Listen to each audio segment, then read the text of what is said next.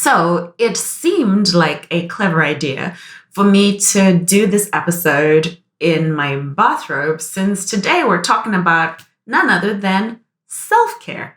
Yes, that important subject that most people seem to associate with Sundays.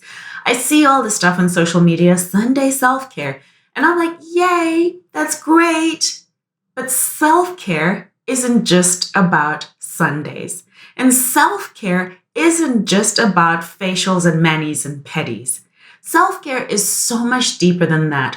In fact, the things that we do refer to now as self-care, the manis, the pedis, the spa, are things that I really like to think as maintenance, kind of like taking your car in for an oil change or whatever the case may be, or service.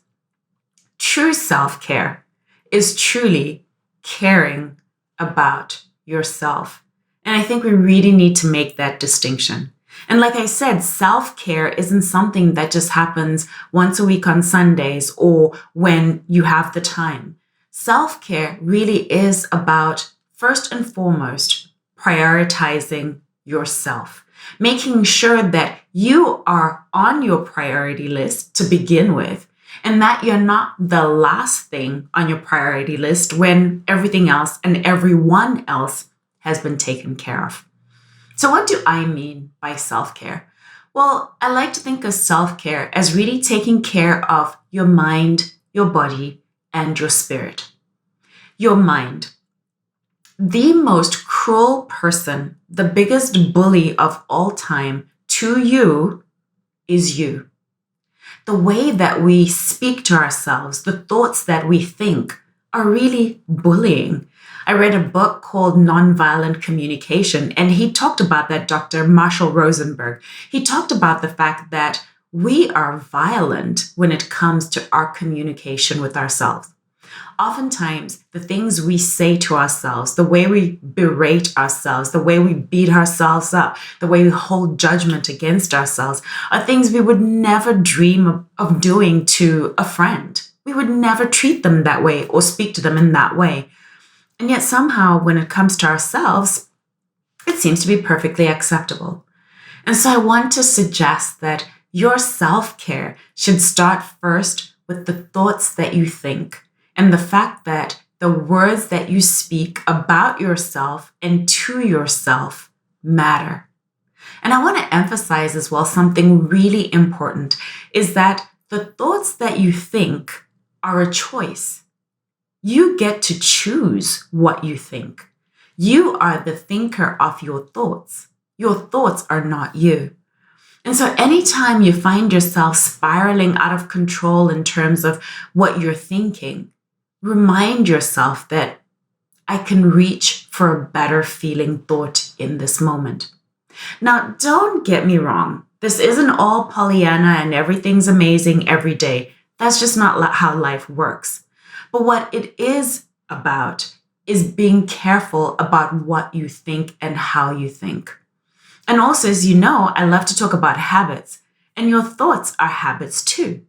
And so really policing the habits when it comes to your thoughts that you allow to be repeated in your mind.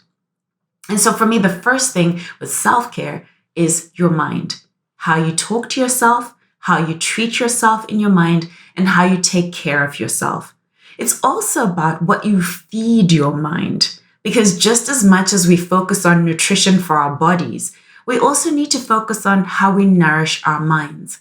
What are the things that you consume in terms of social media or books or people that you follow? What are the things that you allow into your mind space?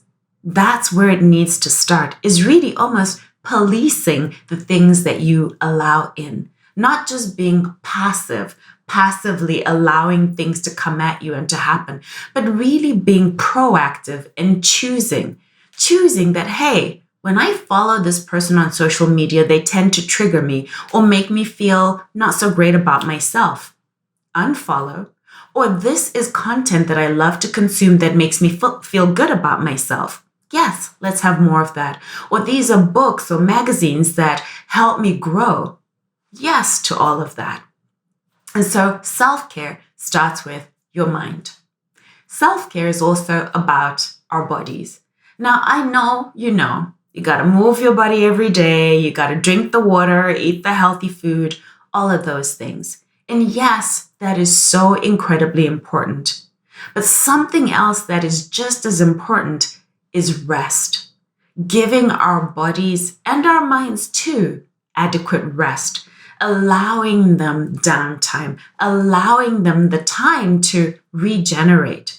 And also, when it comes to your mind and body connection, doing things like mindfulness and meditation, which allow you to connect the body with the mind, which allow you to remove yourself from all of the stimulation and all of the things that are going on around us in the world, and allow you to just come back to yourself, to center to yourself.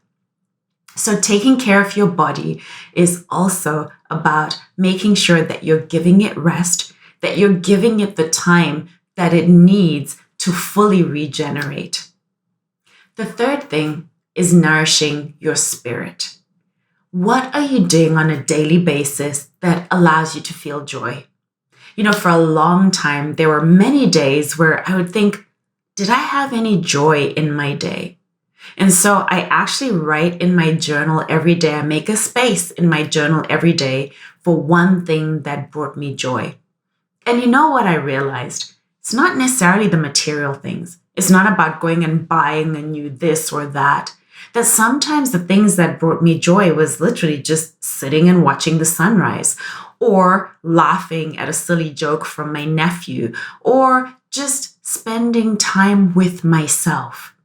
And notice what I said, with myself.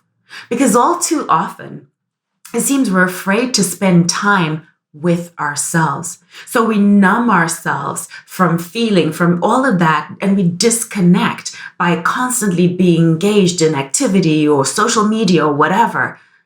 Spend time with yourself, connecting with that inner voice, that intuition, that sixth sense that is your spirit. And making sure as well that you are doing things that bring you joy on a daily basis. They don't have to be big things, but just finding something every day that you can write down that brought you joy. So that's my interpretation of self-care. Absolutely. Let's go to the spa, let's do the mani-pedi, let's have the facials and the massage. But let's also make sure that, first of all, it's not a once a week thing, it's a daily thing. And second of all, that our self-care addresses our mind, our body, and our spirit.